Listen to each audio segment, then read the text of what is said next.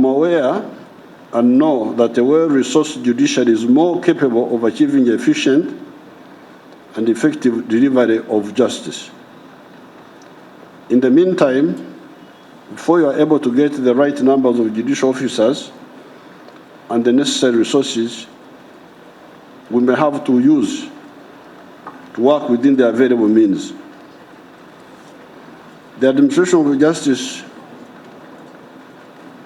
Act is now in place, and I'm confident that with that piece of legislation, the judiciary is given the platform to operate better than before. Now that you are in a better position to do your work without worrying so much about your tomorrow and your retirement, I want to ask you to serve the people of Uganda and our development needs as best as you can. I would want to see a corrupt-free judiciary.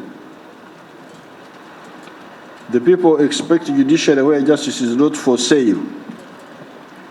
I'm pleased that the strengthening of the Inspector General for the people of Uganda and so their confidence in the courts is crucial.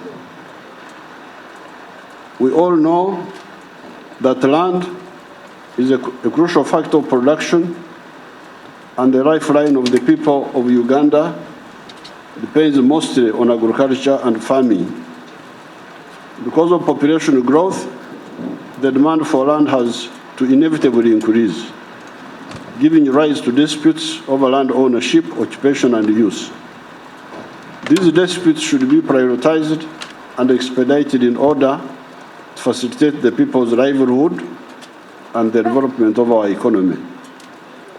When such disputes delay, they demotivate, as you are saying, potential investors, which affects our speed to transform the economy.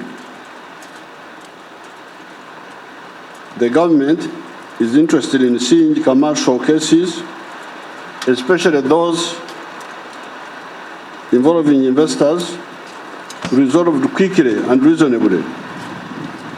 Cases involving corrupt public officials should also be prioritized so as to account for the taxpayers whose money should be put to good use and public benefit.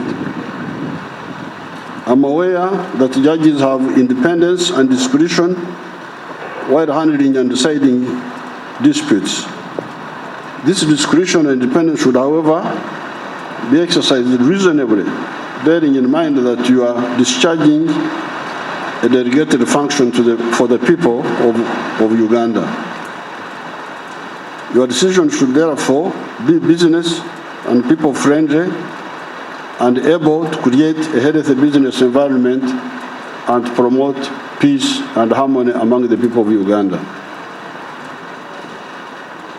I am happy with judiciary innovations like the small claims procedures, court procedures for the majority of the people in the low income, and has tremendously reduced the time one spends in court.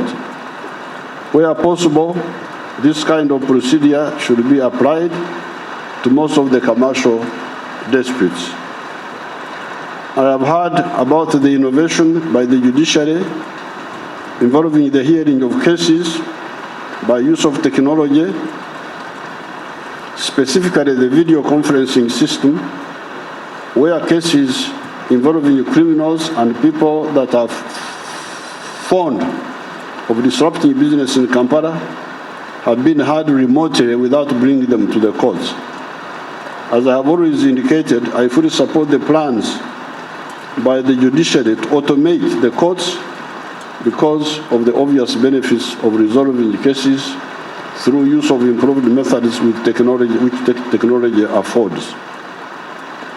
In the NRM manifesto of 2021-2026, we have promised to recruit more judges and staff for the judiciary to fight case backlog and enhance access to justice. This promise should be delivered within the 5-year term. Judiciary and Judicial Service Commission should be able to work out this plan so that the recruitment is conducted in a phased manner. I want to thank the Chief Justice, the judiciary as a whole, and the development partners that have supported the judiciary's activities for all your contributions in ensuring that the rule of law is preserved and promoted in Uganda.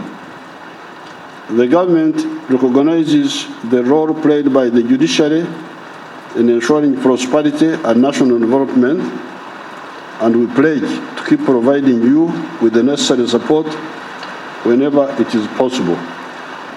Now, the comments by His Lordship the Chief Justice are most welcome, and I will invite him and we'll discuss them in detail.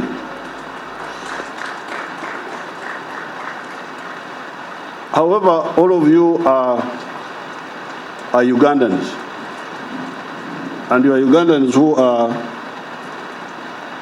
well informed. You should know that the Uganda you are dealing with is a former collapsed state. It is a state which collapsed completely, a failed state, that's what they call it these days. I think some of you are old enough to remember that. So therefore, whenever we are dealing with whatever we are dealing with, we should bear this in mind. I am very proud to have been part of liberating, but also reviving. There are people who say the judiciary is a consuming body, component only. Then I'm not guilty of that. I plead not guilty. I'm not so sure about the lawyers, because you see my concept of judgment would be the inquisitorial type, where the judge takes part in finding out whether you are lying or not. But you adopted the British system, and the lawyers are playing their tricks, sometimes even hiding information. While I think the court should concentrate on finding out the truth. But otherwise, I totally agree that judiciary is part of the production process.